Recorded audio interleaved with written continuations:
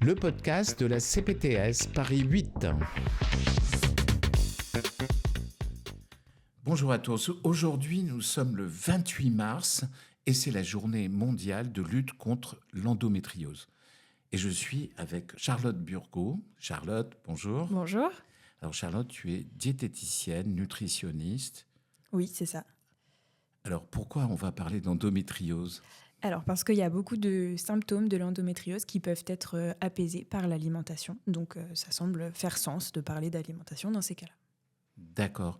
Et alors, explique-moi, ça veut dire qu'on va éviter certains aliments, orienter d'autres... Alors, il y a beaucoup de choses. On peut faire beaucoup de choses pour apaiser les symptômes. On peut éviter certains aliments, on peut en conseiller d'autres.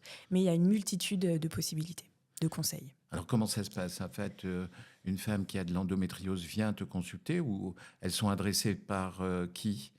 Alors, on a de tout. Sage-femme Voilà, tout à fait. Même des médecins traitants, en fait, ou même elles viennent par elles-mêmes. Dès lors qu'elles ont des symptômes et souvent essayer de les apaiser par elles-mêmes et que ça ne fonctionne pas, elles viennent nous voir. Et puis, il y a beaucoup aussi de gynécologues ou médecins qui savent l'importance de l'alimentation dans l'endométriose et qui, du coup, nous orientent les patientes. Et tu penses que les gens savent ça, que la nutrition peut les améliorer ou non ? Je pense que pas tout le monde, déjà. Je pense que c'est assez répandu quand même. On entend beaucoup de choses sur Internet. Il y a beaucoup de conseils déjà, donc ça a l'air d'être assez connu, mais c'est quand même difficile en pratique. Donc d'où la nécessité de rencontrer une diététicienne. D'accord. Donc en pratique, ça se passe comment ? Tu as une première consultation et tu fais déjà le point sur ce qu'elles mangent ou ne mangent pas déjà ? Exactement. Alors bien souvent, elles savent déjà où elles en sont. Elles ont essayé des choses et j'ai rarement des patientes qui n'ont jamais rien essayé parce qu'il y a des symptômes digestifs majeurs, beaucoup de douleurs, beaucoup de choses qui font qu'on agit en général. Donc on fait un point sur où elles en sont, qu'est-ce qu'elles tolèrent, qu'est-ce qu'elles ne tolèrent pas, parce que c'est souvent un sujet. Et puis à partir de là, on fait comme une diététique sur mesure parce que c'est vraiment différent d'une patiente à l'autre. On peut imaginer qu'il y a un socle de conseils un peu généraux, mais qui va quand même différer d'une patiente à une autre. Donc on peut donner des conseils tout à fait différents d'une patiente à une autre. Exactement. D'accord. Et en fait, l'orientation générale de cette nutrition, elle va avoir quoi comme effet ? Sur la douleur uniquement, sur l'inflammation, sur quoi ? Ça dépend, ça peut être sur la réduction de l'inflammation directement, mais qui est source de douleur notamment, donc aussi des symptômes.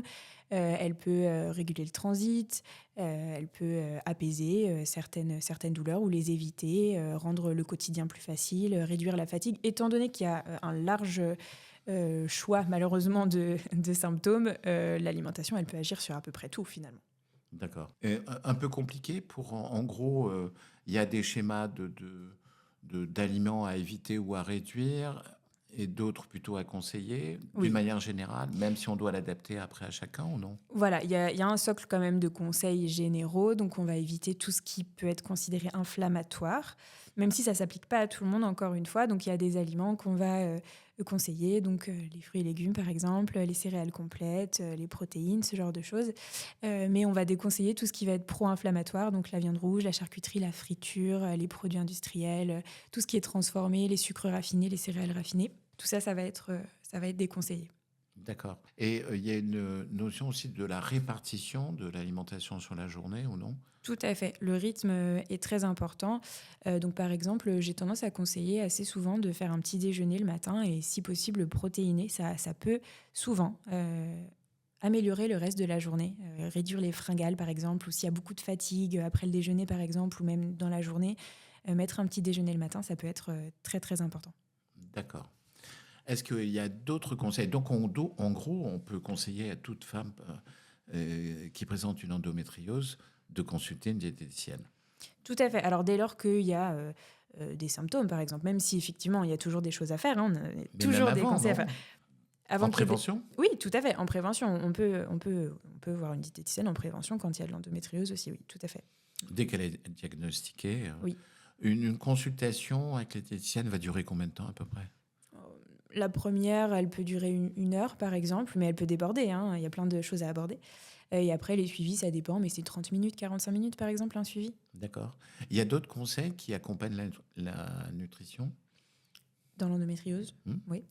Oui, alors déjà, souvent, quand on a de l'endométriose, il faut être dans l'auto-observation. C'est très, très important de réussir à s'observer pour pouvoir faire des liens. Et en fait, je conseille souvent à mes patientes de faire une liste d'éléments qui sont provocateurs de symptômes et une liste d'éléments qui vont apaiser. Et plus on est en mesure de faire cette liste-là, et plus on sait comment faire ses choix. Donc ça va être très important dans l'endométriose d'avoir cette auto-observation qui permet de remplir ses listes et après d'adapter en fait à ses propres paramètres. Alors, mais pour faire cette liste, hein, moi je suis Mhm. totalement ignorant de la Oui. chose. Comme tu sais, je suis cardiologue. Donc, je prends un aliment. Mm. Au bout de combien de temps je vais avoir des symptômes liés ou une diminution de symptômes liés à cet aliment? Eh bien, souvent, c'est en postprandial, donc c'est-à-dire quelques heures après le repas, voire de manière immédiate. On peut ressentir des symptômes de manière immédiate. Quelques heures, mais parfois plus tard dans la journée ou le lendemain. C'est pas simple. C'est pas simple. C'est pour ça que l'auto-observation est très importante. Donc, parfois, ça peut être noter ses repas, c'est un peu pénible, mais pendant une semaine, 2 semaines, et une fois qu'on a ça noir sur blanc, eh bien, on peut remarquer que, je sais pas, moi, les lentilles, par exemple, elles sont peut-être en cause parce qu'à chaque fois qu'il y a des lentilles, 24 heures plus tard, on est très fatigué, par exemple. D'accord. Pour faire des corrélations finalement. Exactement. Et donc, je note tous mes repas et je note tous mes symptômes. Oui, voilà, Voilà. Et puis exactement. comme ça, après, on arrive à faire des corrélations et à adapter en fonction. Est-ce qu'il est Ouais. possible maintenant d'avoir justement eu plein de conseils que j'adapte et puis finalement, avec le temps, est-ce que je peux modifier? Est-ce que ça peut se modifier ou généralement c'est définitif? Non, c'est rarement définitif, je pense pas. Ça change au fil du temps et il faut savoir qu'un aliment qui n'est pas toléré, il peut être toléré en quantité différente ou en fréquence différente. Donc on peut faire des évictions totales de certaines choses, parfois c'est ce qu'il faut faire et on n'a pas le choix, mais on peut aussi être varié de plus en plus justement quand on a plus d'aliments apaisants que provocateurs de symptômes, eh bien on peut tout à fait voir à consommer plus de choses, même des aliments qui étaient en cause dans les symptômes. Donc, typiquement, si on fait plein d'évictions à un moment dans sa vie, mais que plus tard, d'autres éléments de la vie changent, le stress diminue, le sommeil est amélioré, plein de choses finalement, eh bien, on peut voir qu'on mange beaucoup plus librement. C'est tout à fait Il y a un envisageable. lien avec l'activité physique? Oh, bien sûr, bien sûr. Il y a un lien avec plein, plein de choses. C'est une maladie qui peut en tout cas être traitée de plein plein de façons. Donc c'est quelque chose qui... L'auto-observation, elle peut être faite sur l'alimentation, mais je conseille souvent de la faire plus largement aussi sur le stress, le sommeil, les événements de la vie, le taux d'activité physique. Tout ça, ça rentre en jeu, bien sûr. Très bien. Est-ce qu'un dernier message peut-être ou tu as d'autres points que j'ai pas évoqués et que tu voudrais nous signaler? Alors, il y a d'autres aspects que des aliments à conseiller ou à éviter. Il y a, par exemple, il faut une bonne hydratation. Il y a toute une notion autour des perturbateurs endocriniens aussi qui pourraient provoquer de l'inflammation. Donc, passer au bio, utiliser des bocaux en verre plutôt qu'en plastique, par exemple. Tout ça, c'est des choses qui peuvent être très, très importantes aussi, ou en tout cas améliorer les symptômes. Alors finalement, en fait, c'est plus un style de vie, hein, parce qu'il va falloir modifier beaucoup de choses, Oui, un peu comme dans toutes les maladies chroniques d'ailleurs, c'est on a ça. remarqué. Exactement. Et en même temps, quand on a mis les pieds dedans, c'est rarement négatif.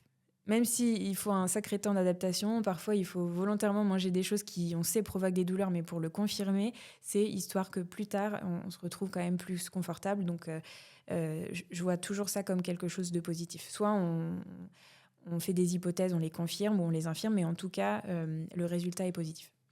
Est-ce que les notions culturelles, je pense à la nourriture par rapport, voilà, si je suis d'origine espagnole et que j'adore la paella, mais à chaque fois ça me fait mal au ventre. euh, Oui, alors, oui. Est-ce qu'il y a des pistes culturelles aussi à travailler, de dire à quelqu'un d'arrêter de manger tel aliment que l'on mange pour les fêtes Mm. ou les fêtes religieuses, etc. Voilà, ça peut être complexe, non? Ça peut être tout à fait complexe. Parfois, on a l'habitude de consommer des aliments très régulièrement et quand il faut les enlever, ça devient très compliqué. D'où l'intérêt, encore une fois, de voir une diététicienne pour avoir le plus d'alternatives possible. Mais ça peut être extrêmement complexe sur ce plan-là, comme n'importe quel autre plan, finalement, d'enlever un aliment qu'on a l'habitude de consommer. Et je vais être un petit peu provocateur, j'adore. Très souvent, les gens, nous on le voit parmi nos patients qui vont voir la diététicienne, qui viennent en réadaptation cardiaque et qui disent: oh là là, j'ai plus rien de droit de manger. Mhm. Je ne peux plus rien de manger. Tout ce que j'aimais, je suis obligé de l'arrêter. Ouais. Et là, c'est pareil dans l'endométriose. Alors, souvent, oui, il y a beaucoup de patientes qui pensent ça, en tout cas, ou qui ont enlevé plein de choses pour réduire les douleurs et qui arrivent nous voir pour cette raison-là, par exemple. Mais justement, en fait, on sert à ça aussi, nous, les diètes, c'est à réouvrir les possibilités et à permettre de varier de plus en plus. Et je pense que c'est pas une fatalité. Quand il y a quelque chose qu'on ne peut plus consommer, ça ne veut pas dire qu'on ne le reconsommera plus jamais, mais simplement quand on aura travaillé sur les autres aspects ou travaillé à des habitudes moins inflammatoires, ben là, on pourra réouvrir son répertoire d'aliments et on pourra consommer un petit peu plus. Donc, dans ces cas-là, si vous ressentez ça, consultez une diététicienne, elle vous aidera en ce sens à consommer un peu plus de choses.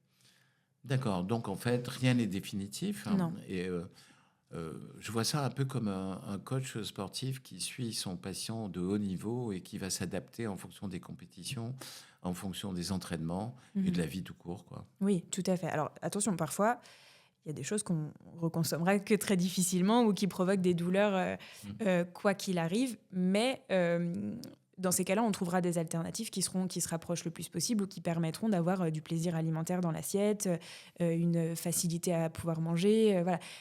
Parfois, il y a quand même des aliments qu'on ne pourra plus manger. Ça reste une vérité. Mais on est là pour justement trouver des solutions et rendre ça moins difficile au quotidien. Merci beaucoup, Charlotte. Et avec plaisir.